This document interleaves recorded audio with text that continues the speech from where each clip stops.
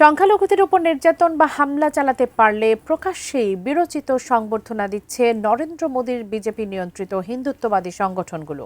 এমনই ভয়াবহ দৃষ্টান্ত সামনে এসেছে ছত্তিশগড়ের রাজধানী রায়পুরে খ্রিস্টান ধর্মাবলম্বীদের বড়দিনে সাজসজ্জা ভাঙচুরের ঘটনার পর।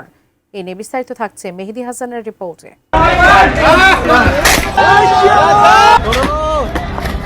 मनुस्मृति है, उपनिषद है। हम कोई भी क्रिश्चियनों का बाइबल को फॉलो नहीं करेंगे। Am I clear?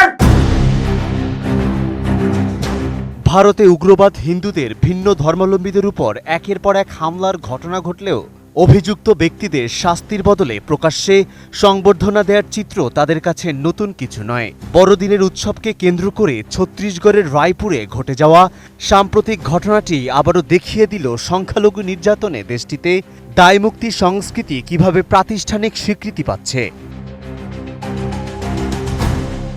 ছত্তিশগড়ের রাজধানীর রায়পুরে বড়দিনের সাজসজ্জা ভাঙচুরের ঘটনায় গ্রেপ্তার হওয়া বজরং দলের 6 সদস্য জেল থেকে মুক্তি পাওয়ার পর বিরচিত সংবর্ধনা পেয়েছে। ফুলের মালা, ধর্মীয় স্লোগান এবং মিছিলের মাধ্যমে অভিযুক্তদের বীর হিসেবে তুলে ধরা হয়েছে, যা ভারতের বিচার ব্যবস্থা ও আইন প্রয়োগের নিরপেক্ষতা নিয়ে গুরুতর প্রশ্ন তুলেছে। ভারতীয় গণমাধ্যমগুলোর তথ্য অনুযায়ী 24 ডিসেম্বর রায়পুরের জনপ্রিয় শপিং সেন্টার ম্যাগনোট মলে এই সহিংসতার ঘটনা ঘটে। কথিত ধর্মান্তরের অভিযোগে উগ্র হিন্দুত্ববাদী সংগঠনগুলোর ডাকা ধর্মঘট চলাকালে লাঠিসোঁটা হাতে একদল উন্মত্ত জনতা মলে ঢুকে পড়ে। তারা সান্তাক্লজ, রেইনডিয়ার এবং বরফ মানবের প্রতিকৃতি সহ বড়দিনের সব সাজসজ্জা ভেঙে চুরমার করে দেয়। বাধা দিতে গেলে নিরাপত্তা রক্ষীদের উপরও হামলা চালানো হয়। আমি বুঝি নির্মাণের শিল্প, সালাম স্টিল বোঝে ডিউরেবিলিটি। সালাম স্টিল, মোস্ট ডিউরেবল স্টিল।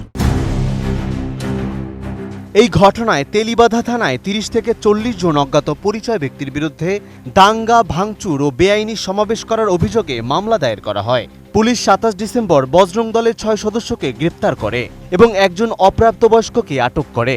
তবে অভিযুক্তরা মাত্র 5 দিন জেলে থাকার পরই জামিনে মুক্তি পায়। এই মুক্তির পর রায়পুর জেল চত্বরে যে দৃশ্য দেখা গেছে তা আরও উদ্বেগজনক। বজরং দলের কর্মীরা অভিযুক্তদের ফুলের মালা পরিয়ে হিন্দু ধর্মীয় স্লোগান দিয়ে এবং কাঁধে তুলে মিছিল করছে। এই প্রকাশ্য উদযাপন কার্যত সহিংসতাকে বৈধতা দেওয়ার বার্তা দিয়েছে বলে মনে করছেন বিশ্লেষকরা। এর আগে গ্রেপ্তারের প্রতিবাদে প্রায় 300 জন বজরং দলের সদস্য তেলিবাধা থানার সামনে অবস্থান ধর্মঘট শুরু করে। প্রায় 9 ঘণ্টা সড়ক অবরোধ করে জনজীবন বিপর্যস্ত করা হলেও তাদের বিরুদ্ধে কোনো মামলার খবর পাওয়া যায়নি। আইন প্রয়োগকারী সংস্থার এই নীরবতাও দায়মুক্তির অভিযোগকে আরও জোরালো করেছে। বজরং দলের রাজ্য সমন্বয়কারী ঋষি মিশ্র প্রকাশ্যে অভিযুক্তদের পক্ষে অবস্থান নিয়ে দাবি করেছেন ঘটনাটি তথাকথিত ধর্মান্তরের সঙ্গে জড়িত। তিনি গ্রেপ্তারকে ষড়যন্ত্র আখ্যা দেন এবং খ্রিস্টান সম্প্রদায়ের বিরুদ্ধে ঘৃণামূলক স্লোগানকে সমর্থন করে উত্তপ্ত পরিস্থিতিকে আরও উস্কে দেন। মানবাধিকার সংগঠনগুলো বলছে এই ঘটনা হিন্দুত্ববাদী গোষ্ঠীগুলোর গভীর ষড়যন্ত্র এবং প্রশাসনের দায়মুক্তি সংস্কৃতিকে নগ্নভাবে প্রকাশ করেছে। তাদের মতে সংখ্যালঘুদের বিরুদ্ধে অভিযোগ উঠলেই সেটিকে এখন এড়িয়ে যাওয়া হচ্ছে। গ্রেপ্তারের নামে নাটক সাজিয়ে তাদের দ্রুত জামিন করে দেওয়া হচ্ছে এবং উগ্রবাদী হিন্দুরা প্রকাশ্যেই তাদের সংবর্ধনা দিয়ে সংখ্যালঘুদের ভয় দেখাতে চাচ্ছে। বিশ্লেষকরা সতর্ক করে বলেছেন, ভারতের বর্তমান বিচারিক শিথিলতা ও রাজনৈতিক পৃষ্ঠপোষকতা যা উগ্রবাদী গোষ্ঠীগুলোকে আরও সাহসী করে তুলছে।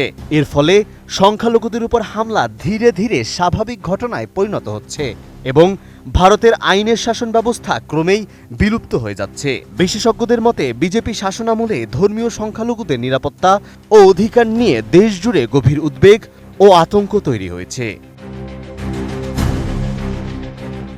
মেহেদী হাসান, ATN নিউজ। মেহেদী হাসান, ATN নিউজ।